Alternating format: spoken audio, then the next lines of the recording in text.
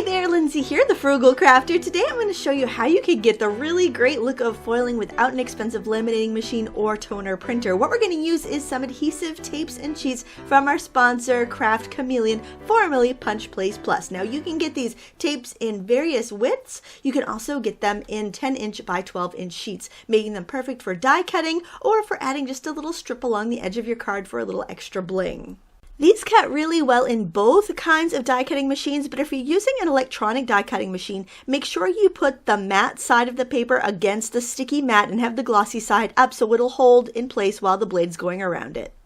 I wanted to test the adhesive sheets and tapes against a bunch of different stuff that I had, and so what I did was, after I die cut with my manual machine some really pretty anaglyph and flourishes, I took the waste pieces, the leftover pieces, and I stuck them onto a piece of black cardstock, and I decided to use that for my experimenting. So you can see here on this black paper, I use this with some of my old Marvy foil that I've had for like 20 years. I used it with some embossing powder and then heated it. So this adhesive is really great for heating. In fact, the microbeads I used there, after sprinkling the microbeads, I heated it to really lock those beads in. I also used it with the new mink foils as well as a couple different kinds of glitter, and it worked really well. And up there in the corner, that red foil, that's actually gold and copper leaf. It worked really great with that too. So it's a wonderful thing to experiment with because it works so well. So here I've cut a little bit of cardstock, just made kind of a layering panel, and now I'm going to peel the backing off of my adhesive sheet and stick it right down there so I can begin the foiling process. Now I have to admit I was a little concerned that if I used my manual crank through machine with my thin metal dies with a really intricate pattern like this that I wouldn't be able to peel off the backing, because you know how the manual dies kind of curl the edges over, but the backing on this adhesive sheet came off really easily. So what I'm doing is pulling off the thinner side and leaving the adhesive stuck to the glossy side. Same thing as if I did in the electronic die cut machine. Just kind of go slow and you can easily peel off all that backing. And I like to keep the adhesive stuck to the thicker side because it's easier to hold and position. If you had it on the thinner side, it might be a little flimsy, but it's really easy. The side that peels off is the side you want to peel off, is what I'm getting at. So now that you've got the sticky side showing and you've got the release paper on the back, just gently put it in the middle, kind of hover it over your paper, and then just drop it down. And then you could press it down in there very gently. And let me apologize for my voice being scratchy. I've got a sore throat, but hopefully it's not too annoying to listen to. So after you've got that all smoothed down and pressed onto the paper well, you just want to burnish it, which means you rub it pretty good to make sure it sticks. And then you can peel off the backing. Just gently use your fingernails to lift up the edge of the release paper and gently peel it off. If you don't have any fingernails, you could use a needle tool or a pin to kind of lift that up. And don't worry if the release paper breaks, because you could peel it off in pieces. That's not going to hurt anything. Your adhesive is firmly connected to the cardstock, so it's going to be fine. And this is a process, no matter if you're going to use glitter, foil, gold leaf, flocking, microbeads, anything you can think of. It's the same process as we're doing right here. I decided that this regal design would look beautiful with gold leaf, and I'm just using some imitation gold leaf. You can find like books of 25 sheets for under $10 at an art supply store or a framing store, and you simply want to just pick up the fragile leaf and lay it down shiny side up on your design. I also like to work over a piece of scratch paper because any of the flakes that come off can be reused in other designs. Like on that sample board I showed you at the beginning, that gold leaf design that had different colors in it, that was made with flakes. So make sure you keep all of your scraps because you will use them. Now if you find an area that isn't covered, you simply lift up some excess leaf and press it down into the adhesive like I'm doing there. And then I'm just using a very soft mop brush, which is a brush for watercolors, to kind of gently press it into the adhesive. You can also use a clean makeup brush if that's what you have, or just like a very soft tissue or something like that. This stuff is very fragile, so you just want to kind of gently press it into the adhesive. This may look a little silly, but to burnish it, I'm actually using a plastic bag. You could also use a piece of wax paper. Just set something kind of glossy down on top and just rub over it with your finger. That's going to stick that foil down into the adhesive really well. Now use a stiff hog brush, kind of like what oil painters would use, to brush away any of the excess gold leaf. Now do that over your scrap paper because you can save that in a baggie to use on other projects. Remember, waste not, want not. I think this is a really classy look and it's very easy to do. You can remove any tiny little flakes of gold leaf with that soft brush that you used at the beginning. Look at that, it is so pretty and classy, and it's just a different look than the Mylar foils that are so popular right now.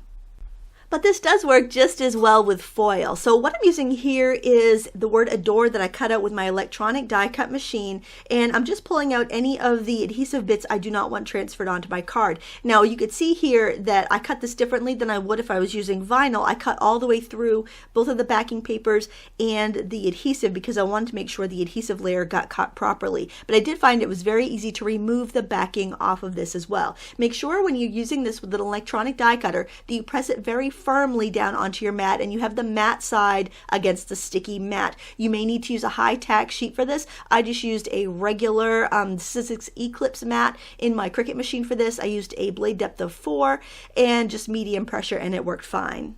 Also, I wanted to mention that you don't need to reverse your text for this because the adhesive wants to stick to the thicker, shinier side of your paper. So just if it's a word printed out the regular way, you're going to be removing the matte side of the release paper first, and then you're just going to press it down to stick it onto your card like I'm doing here.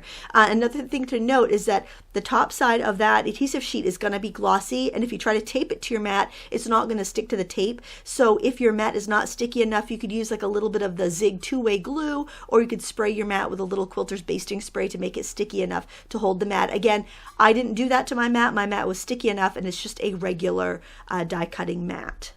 And just as we did before, we pressed our adhesive down onto the mat before removing the backing paper. And now we add our foil. I'm using the Mink foil by Heidi Swapp because I know it's really easy to find, and this is the holographic color, but it comes in lots of different colors. But you can use any sort of decorative foil you want. Make sure you're putting it down shiny side up, dull side is on the bottom. Dull side is touching the adhesive, the shiny side is up facing you. Then you want to press it down good with your fingers to make sure that you can see that it is adhering, and I'm keeping this in real time so you can see. And I'm actually going over with my stiff brush that I used in the foil section a minute ago just to make sure that it really is bonding well. And then you simply lift up the foil and you get to see the magic happen. Now you can see how the foil is removed from the backing sheet. You can go around and still use that portion of the backing sheet, just kind of press anywhere it may have skipped. I hate wasting, so I like to try to use up all that Mylar if I can on the foil sheets. The thin tape from Craft Chameleon is perfect for adding accents to the sides of our cards or maybe making some borders. I love that you can tear it so I don't have to have scissors handy if I'm trying to work quickly. Now just peel off the backing, and then I'm going to overlay it with another border strip along the top. The foil I'm using is probably 10 years old. It was with a little heat foil kit I got at a dollar store about 12 years ago. But I wanted to check because it's always good to know if your supplies are going to have a good shelf life or not.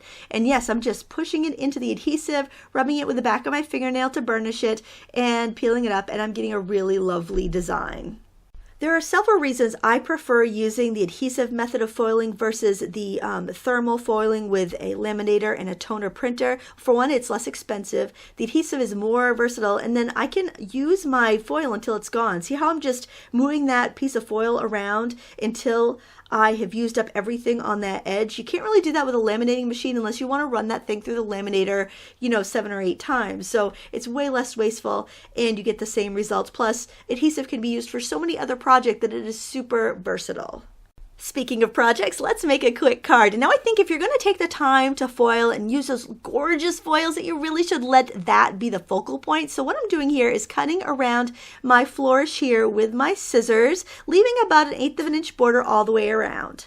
Then I selected a lovely purple patterned cardstock and also an ivory card base to really let my design shine. I'm just going to layer those up simply. And then I found some really pretty copper flourishes. Actually, they're kind of like an antique gold. They really look well with that foil. And since they were square, I cut them diagonally to make 2 photo corners. And I found another one, so I'm doing that same thing to the bottom. Now, quick tip. After you're die cutting, you're going to have all these weird pieces of adhesive left over. Well, instead of throwing them away, use them to layer down your papers. Nobody's going to see that that's a weird piece of adhesive you're using there. Use it up. You've bought and paid for it. You might as well use it. And it will work just as well as the tape. The tape is super sticky and it's great for attaching these flat backed rhinestones. It's just the right width too, so I'm simply pressing the rhinestone onto my roll of tape and then clipping it off with my scissors and sticking it down to the card.